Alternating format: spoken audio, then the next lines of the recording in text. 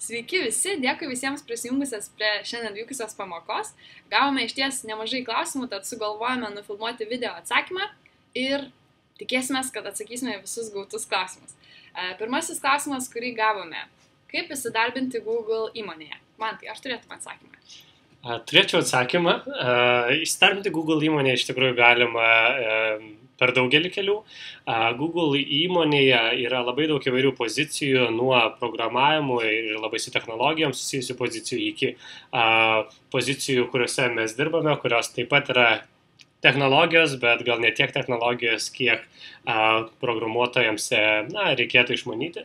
Bet man atrodo, pagrindinis kelias iš tikrųjų yra stengtis, pastoviai ugdyti ir tobulinti savo žinias, nes Google yra kompanija, kuri labai mėgsta žmonės, kurie, iš tikrųjų yra imlus ir domisi įvairiomis sritimis, ne vien tik viena nišinė. Bei taip pat stengtis studijuoti gerose mokyklose, gerose universitetuose ir esant progai būtent aplikuoti į Google tose pozicijose, kurios labiausiai tiktų jūsų norus ir įgūdžius. Antrasis klausimas.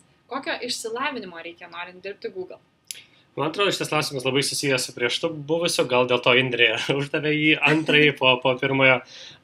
Bet, kaip ir minėjau, Google samdo žmonės įvairiausių išsilavinimo. Tai mūsų pozicijose, būtent dirbant su Google reklamos produktais, mes iš tikrųjų neturim jokios specializacijos, kurios būtent reikėtų. Mes turim žmonės, kurie turi istorijos, bakalauro laipsnį, taip pat turim žmonės, kurie konkrečiai jau turi rinkodaros išsilavinimą bei darbo patirties. Mūsų pozicijos svarbiausias kriterijus yra matyti proaktyvumas, imlumas, gebėjimas mokytis greitai, bei taip pat nepasimesti nuolat besikeičiančioje aplinkoje, kas Google pasitaiko gan dažnai. Atrodo, prie standartiškos aplinkos mes jau nebesame pripratę. Iš ties.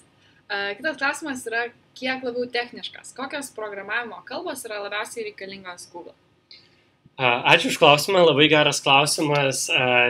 Mes nesam tos srities ekspertai dėl to, kad su programavimu patys tiesiogiai nedirbame. Tad manau geriausia būtų tiesiog pasižiūrėti Google siūlomus darbus ir pasižiūrėti, kokių kvalifikacijų iš inžinierinių specialybių, iš programavimo specialybių būtent Google reikalauja.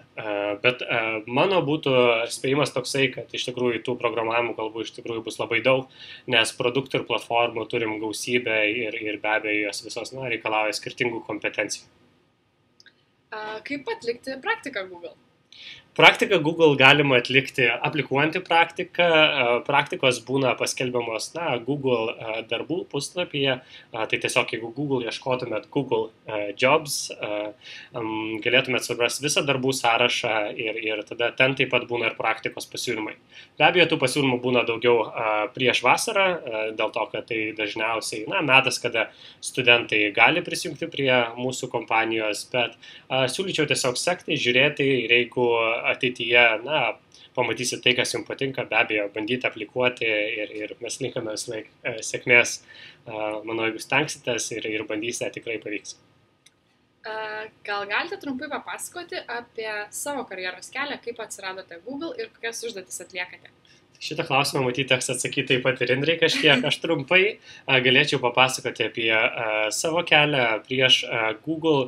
Aš studijavau psichologijos bakalauro, po to komunikacijos magistrą. Esu atlikęs kelias praktikas rinkodaros ir komunikacijos kompanijose, o praeitais metais darbavausi Lietuvoje, programoje Kurk Lietuvai, irgi orientuodamasis daugiau būtent į rinkodarą ir komunikaciją. Tai mano patirtis būtent yra rinkodaros ir komunikacijos pusėje. O aš bakalauro studijas baigiau Vilniuje, Vilniaus universitete, mokiausi leidybą komunikacijos fakultete. Po to norėjau studijuoti užsienyje, dėl to išvykau į Amsterdamą, kur baigiau taip pat komunikacijos studijas, tačiau su elgesio ekonomikos kryptimi. Tada dirbau Amsterdame kompanijoje TomTom, kuri dirba su navigaciniais įrenginiais. Ir tuo metu dirbau viešųjų ryšių skyriuje. Ir tuomet atvykau dirbti į Google, kur dirbu ir šiandien. Ir iš tikrųjų mes trumpai jau kalbėjome apie tai, ką darome kiekvieną dieną, tačiau iš esmės didžioji mūsų darbo dalis yra susijusi su mažų ir vidutinių Lietuvos verslų auginimu. Tad iš ties nemažą dienos dalį praleidžiame padėdami verslams augti, pateikdami patarimų, kaip geriau optimizuoti paskyras, kaip labiau išnaudoti Google produktus savo naudai ir tuo pačiu edukuojame agentūras, kad jos galėtų pasiekti dar įspūdingesnių rezultatų dirbdamos su savo klientais. Taip, kitas klausimas, kurį gavome, ar vyksta atvirų durų diena Google? Mantai, ar žinotum?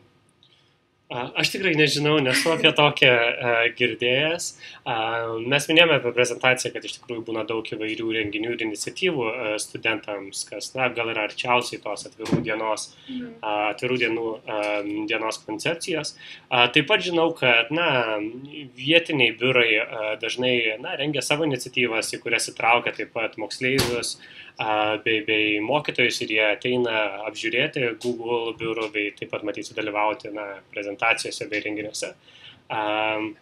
Tai tokių kaip atvirų durų dienų, man atrodo, formaliai kaip ir nėra, bet kompanija tikrai atvira studentams ir moksleiviams, tai tikrai būtent galite, man atrodo, jeigu bus galimybė sudalyvauti ir tose renginiuose. Taip, kitas klausimas, kurį gavome, yra iš ties šiek tiek labiau techniškas. Kaip įjungti filmavimą YouTube. Tai iš ties įjungti filmavimą YouTube galima pasinaudojant Google Hangouts funkcionalumu. Tiesiog reikėtų sukurti renginį, kuris vadinasi Google Hangouts. Ir tuomet galima tiesiog nufilmuoti video ir tuomet jį įkelti į video platformą. Taip pat galite naudoti ir kitas programas, kurios tiesiog galbūt yra jūsų kompiuteryje, mobiliajame telefone ir tuomet įkelti video galima susikūrus YouTube paskyrą. Pabandykite ir pavyks. Manau, kad tikrai taip. Kitas įdomus klausimas, kurį gavome. Mes taip nuo tokių labai teorinių klausimų truputį perinam prie praktiškesnių. Tai Indrė, užduok tą klausimą, mes bandysim atsakyti, nors nei vienas dar nežinome tikro recepto į tą klausimą, bet galim bandyti. Iššūkis priimtas. Klausimas, kurį gavome, yra kaip tapti milijonieriumi. Kaip minėjau, nei Indrė, nei aš dėja, bet esam milijonieriais. Negaliu pasakyti, kad visą gyvenimą vien tik ir norėjome būti milijonieriais, bet mano patarimas būtų ir man atrodo, kiek aš esu susidūręs ir domėjęs įvairių sėkmingų žmonių biografijomis bei gyvenimo pasiekimais. Man atrodo, esminis kriterijus buvo tas, kad jie tikrai tikėjo to, ką darė ir stengėsi ir sunkiai dirbo, kad pasiektų savo tikslų. Ir jeigu jie tą darydavo labai gerai ir jiems nusišypsodavo taip pat ir sėkmė, man atrodo, tas milijonas buvo kaip ir papildomas sėkmės kriterijus prie visų pokyčių ir prie visos sėkmės, kurie ir tai pasiekė, ne vien tik iš piniginės pusės. Ir paskutinis klausimas šiandien yra, ar Sergejus ir Laris vis dar vadovauja Google kompanijai? Trumpas atsakymas, kad taip. Laris Page'as yra mūsų kompanijos vadovas, o Sergejus vadovauja Project X departamentui, būtent tam departamentui, kuris dirba su Google Moonshot projektais, kaip automobiliai be vairuotojo, Google Glass bei kiti projektai, kurie iš tikrųjų bando pakeisti pasaulį labai stambiu mastu. Dėkui visiems už užduotus klausimus. Tikėkime, kad atsakymai buvo tai, ko jūs tikėjotės ir gražios popietės visiems. O jeigu dar turėsite klausimų, dabar iššūkis ir jums, jūs turite sukurti video ir atsiųs mums video. Lauksim video. Iki. Ačiū. Iki.